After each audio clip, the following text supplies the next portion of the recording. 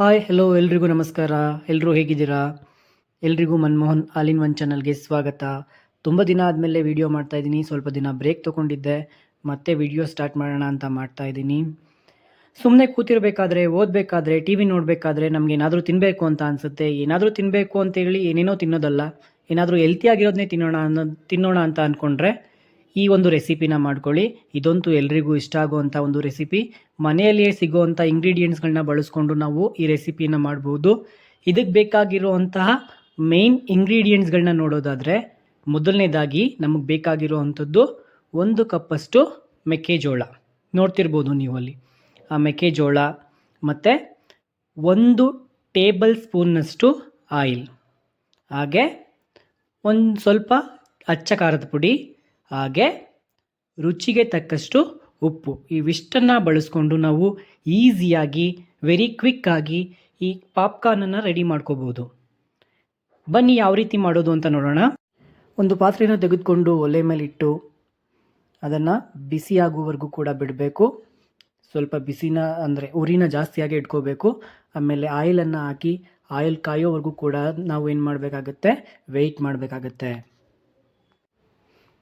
Oil ಬಿಸಿಯಾಗೋವರೆಗೂ ಕೂಡ ಸ್ವಲ್ಪ ಹೊತ್ತು ವೆಯ್ಟ್ ಮಾಡಿ. ಇವಾಗ ಬಿಸಿಯಾಗಿದೆ ಅಂತ ಅನಿಸ್ತಿದೆ. ಬಿಸಿ ಆದಮೇಲೆ ನಾವೇನು ಮಾಡಬೇಕಾಗತ್ತೆ, ಈ ಉರಿಯನ್ನು ಸಿಮ್ಮಲ್ಲಿ ಇಡಬೇಕು.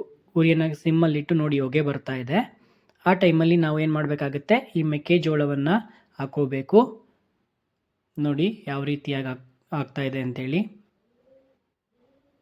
ನಂತರ ಇದಕ್ಕೆ ಸ್ವಲ್ಪ ಅಚ್ಕಾರದ ಪುಡಿ, ಹಾಗೆ ರುಚಿಗೆ ತಕ್ಕಷ್ಟು ಉಪ್ಪು, ಇವೆಲ್ಲವನ್ನು ಆ್ಯಡ್ ಮಾಡಿ ಅದನ್ನು ಮಿಕ್ಸ್ ಮಾಡಬೇಕಾಗತ್ತೆ. ನೋಡಿ ಆಲ್ರೆಡಿ ಅದೇನಾಗ್ತಾ ಇದೆ, ಪಾಪ್ಕಾರ್ನ್ ಆಗ್ತಾ ಇದೆ. ಈ ರೀತಿಯಾಗಿ ಮಿಕ್ಸ್ ಮಾಡಿ ನಾವು ಒಂದು ಪ್ಲೇಟನ್ನು ಅದ್ರ ಮೇಲೆ ಕವರ್ ಮಾಡಿ ಇಟ್ಬಿಡಬೇಕು.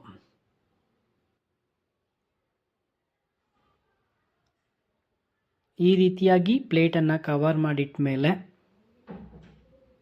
ಸ್ವಲ್ಪ ಉರಿಯನ್ನು ಜಾಸ್ತಿ ಮಾಡಬೇಕಾಗತ್ತೆ. ಒಂದು 30 ಮಿನಿಟ್ಸ್ ಬಿಟ್ಟರೆ ಸಾಕು. 30 ಸೆಕೆಂಡ್ಸ್ ಬಿಟ್ಟರೆ ಆ ಪಾಪ್ಕಾರ್ನ್ ಎಲ್ಲ ರೆಡಿ ಆಗಿರುತ್ತೆ. ನೋಡ್ತಿರ್ಬೋದು ಯಾವ ರೀತಿಯಾಗಿ ಪಾಪ್ಕಾರ್ನ್ ರೆಡಿಯಾಗಿದೆ ಅಂತೇಳಿ. ನೋಡಿ ಎಷ್ಟು ಕ್ವಿಕ್ಕಾಗಿ, ಎಷ್ಟು ಈಸಿಯಾಗಿ, ಸುಲಭವಾಗಿ ಪಾಪ್ಕಾರ್ನ್ ರೆಡಿ ಆಯಿತು ಅಂತೇಳಿ. ನೀವು ಕೂಡ ನಿಮ್ಮ ಮನೆಯಲ್ಲಿ ಪಾಪ್ಕಾರ್ನ್ನ ರೆಡಿ ಮಾಡಿ ಯಾವ ರೀತಿ ಇತ್ತು, ಯಾವ ರೀತಿ ಟೇಸ್ಟ್ ಇತ್ತು, ಯಾವ ರೀತಿ ಬಂತು ಅಂತೇಳಿ ಕಮೆಂಟ್ ಬಾಕ್ಸಲ್ಲಿ ಕಮೆಂಟ್ ಮಾಡಿ. Thank you. ಹಾಗೆ ಇನ್ನೂ ಯಾರು ನನ್ನ ಚಾನಲನ್ನು ಸಬ್ಸ್ಕ್ರೈಬ್ ಆಗಿಲ್ಲ, ಪ್ಲೀಸ್ ಸಬ್ಸ್ಕ್ರೈಬ್ ಆಗಿ ಸಪೋರ್ಟ್ ಮಾಡಿ. ಮತ್ತು ಪಕ್ಕದಲ್ಲಿರೋ ಅಂಥ ಬೆಲ್ ಐಕಾನನ್ನು ಕ್ಲಿಕ್ ಮಾಡಿ. ಹೆಚ್ಚಿನ ನೋಟಿಫಿಕೇಷನ್ಗಳು ನಿಮಗೆ ಅದರಿಂದ ದೊರೀತಾ ಹೋಗುತ್ತೆ. Thank you.